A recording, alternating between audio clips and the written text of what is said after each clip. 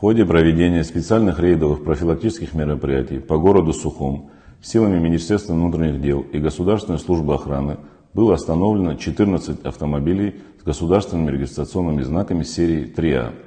В ходе проверки на 2 автомашинах была снята запрещенная законом тонированная пленка лобового стекла. Также при проверке на 2 автомашинах были выявлены и демонтированы запрещенные к использованию спецсигналы. Еще на 2 автомашинах спецсигналы были демонтированы самостоятельно руководителями министерств.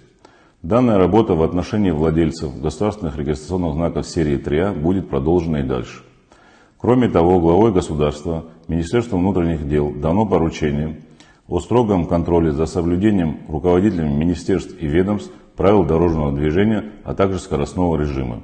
Уже начат сбор данных по административным правонарушениям, зафиксированных камерами фото-видеофиксации, совершенных водителями, управляющими транспортными средствами серии 3А.